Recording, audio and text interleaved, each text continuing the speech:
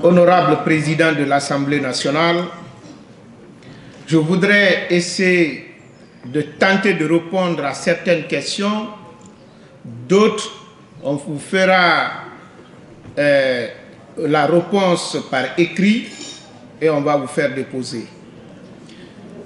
Je voudrais d'abord sincèrement saluer et féliciter tous les honorables députés, mais ma tâche ne va pas être aisée lorsque je dois prendre la parole devant cette auguste assemblée, tout en sachant que parmi vous, les honorables députés, j'ai un de mes maîtres qui m'a eu à l'école primaire.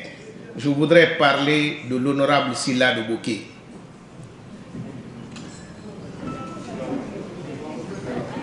À l'école de Gorin.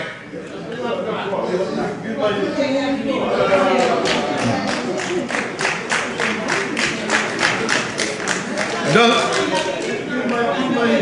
quand l'élève s'exprime devant son maître, l'expression devient difficile. C'est pourquoi je vous prie de me comprendre au-delà de mon expression ce soir.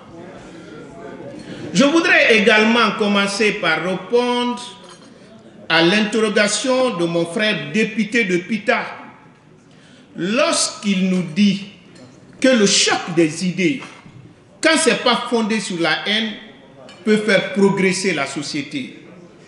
Je crois, j'ai l'intime conviction que dans ma famille, mon éducation et mes parcours politiques prouvent à suffisance que j'ai épousé ce caractère depuis longtemps. Ce ministre de la Communication qui parle devant vous aujourd'hui a son propre frère de lait, qui est le secrétaire fédéral de l'UFR de Paris. Mais si pour autant la famille ne s'est pas éclatée, ça c'est une certitude. C'est pour dire que peut-être d'autres peuvent faire l'autocensure à la RTG, mais ce n'est nullement l'intention du ministre de la Communication. Je suis très heureux de parler les yeux dans les yeux avec la majorité des députés de l'opposition, avec qui hier nous avons combattu ensemble pour la démocratie, pour la liberté d'expression dans notre pays. Je voudrais abonder dans le même sens, mais je regrette que mon frère Marega ne soit pas dans la salle. Parce qu'il avait dit tout de suite que je fais beaucoup de litanies, Mais je suis convaincu, quand nous avons fait des missions ensemble, si je ne me trompe pas, c'était en 1992. Peut-être avec son soutien, j'ai été désigné porte-parole de la jeunesse de l'UNR à cette époque. Mon frère était fier de ma communication. J'ai demandé à mes services aujourd'hui de me faire une copie de l'une de mes interventions en 1991. Si je ne me trompe pas, il y a plus de 22 ans de cela. Je crois que j'ai été constant sur toute la ligne et on ne peut pas faire la différence entre ce que j'ai dit il y a 22 ans et ce que je suis en train de dire aujourd'hui. Je crois que la constance est importante en politique. Je vais maintenant commencer à répondre à certaines de vos inquiétudes. Un honorable député a dit tout de suite que dans le budget, il n'a pas vu la place de la couverture du territoire national. Effectivement. Vous savez, bientôt, nous allons faire la transition de l'analogique au numérique. Et cette transition va être effectuée par une société qui a déjà participé à un appel d'offres, qui a obtenu le marché. Donc aujourd'hui, mon département a la mission de maintenir l'existant. La transition se fera avec cette société qui va installer les centres de diffusion et qui va pour un premier temps gérer même les centres de diffusion. Parce que si je ne me trompe pas, la transition se fera en BOT.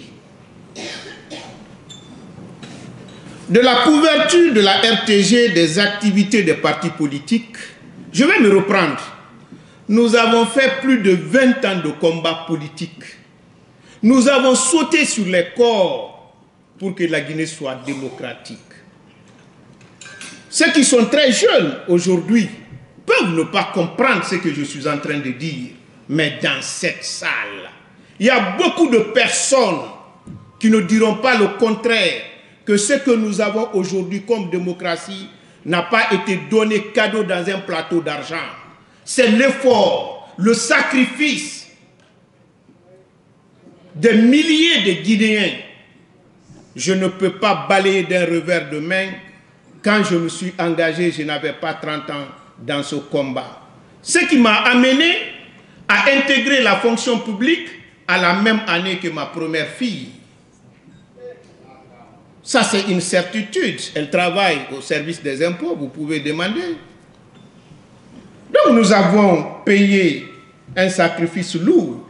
Nous ne pouvons pas être complaisants quand il s'agit de la liberté de la presse. Mais, il y a l'autocensure.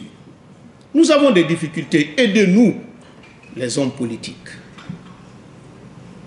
Quand vous organisez les manifestations, lorsque vous ne faites pas la demande, quand on envoie les journalistes, et vous le savez très bien que nous n'avons pas la maîtrise totale de nos militants, et lorsqu'un journaliste est censé appartenir à un camp opposé, qui va se présenter dans une manifestation, et lorsqu'il a des problèmes qu'il doit répondre, c'est une question importante et centrale quand il s'agit de la couverture. Par rapport au débat à la télévision nationale, je suis parti personnellement et au moment de grandes audiences, juste après le journal, pour demander à tous les acteurs politiques de la mouvance comme de l'opposition qui veulent élever le niveau de débat, de participer à un débat responsable et civilisé pour permettre à notre pays de développer, pour permettre à l'échange des opinions. Mais vous ne pouvez pas être meilleur quand vous n'êtes pas confronté à quelque chose.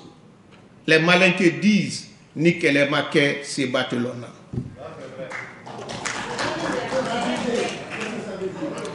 C'est-à-dire, s'il n'y a pas de combat, il n'y aura pas un vainqueur. Il n'y aura pas un vainqueur. Donc, je souhaiterais qu'il y ait pluralité d'opinions à la RTG. Mais je voudrais que l'opposition m'aide.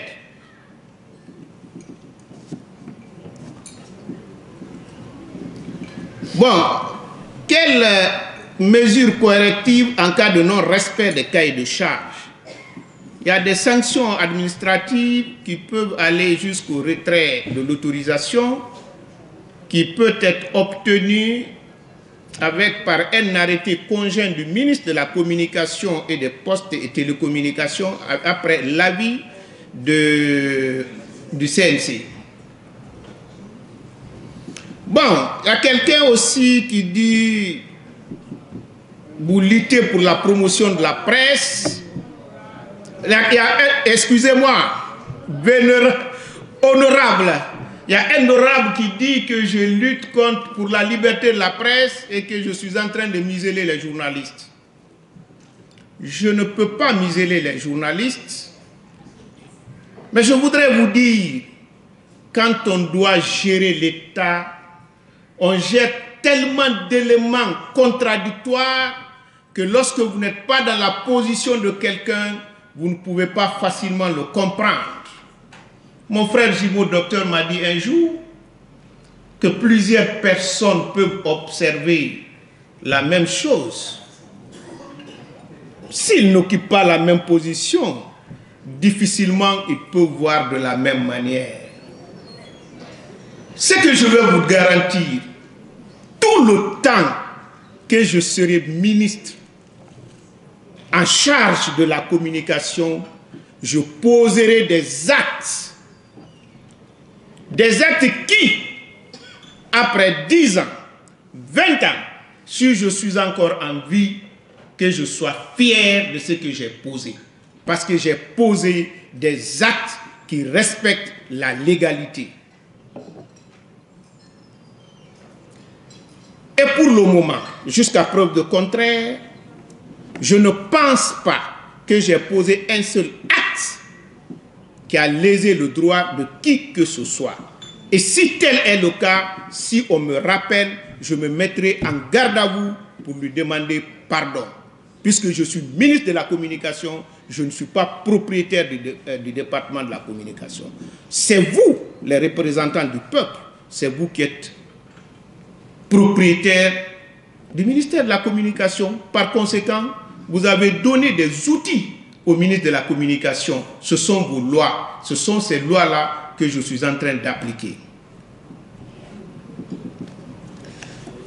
Pour le cas de Bofa, effectivement, nous avons des émetteurs presque neufs. Je dis à ma soeur, je suis né à Koundindé, à moins de 2 km de Bel Air.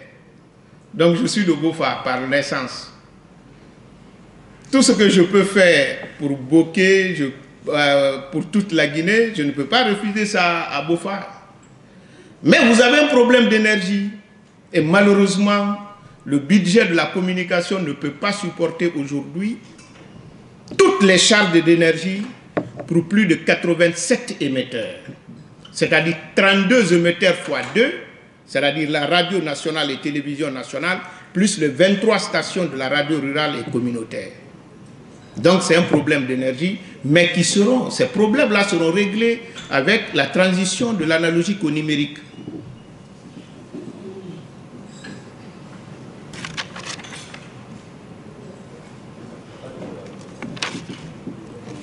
Bon, je crois que...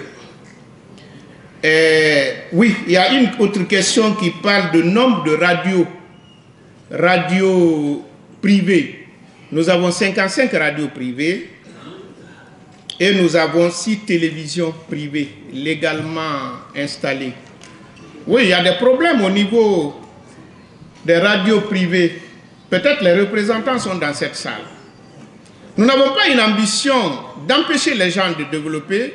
Si tous les Guinéens ont leur radio et que ces radios participent au développement de la Guinée, ça sera le bonheur du professeur Alpha Condé. Il s'est battu pour ça. Mais vous savez, nous avons aussi l'obligation de protéger la société. Nous avons obligation d'inscrire nos actes à la limite des lois que nous avons reçues. Parce que d'ailleurs, on ne respecte pas la loi parce qu'elle est juste. On la respecte parce qu'elle est loi. Tant qu'elle n'est pas abrogée, on est obligé de la respecter. C'est ce qu'on a demandé aux promoteurs des radios. Nous les avons rencontrés au CNC pour leur dire de nous proposer une date à laquelle ils vont se mettre en règle. Au-delà de cette date, nous serons amenés à prendre des mesures pour empêcher ceux qui ne seront pas en règle. Mais je crois, si nous ne le faisons pas, en ce moment, l'Assemblée nationale vote des lois pour rien. Et l'Assemblée nationale, qui aujourd'hui est le représentant du peuple, et le peuple a besoin que ce que vous dites à l'exécutif soit fait. Mais si cela n'est pas fait, le peuple ne sera pas satisfait et nous aussi nous ne serons pas satisfaits. Parce que notre satisfaction dépendra de la satisfaction des honorables députés. Et la satisfaction des honorables députés sera la satisfaction du peuple de Guinée. Je vous remercie.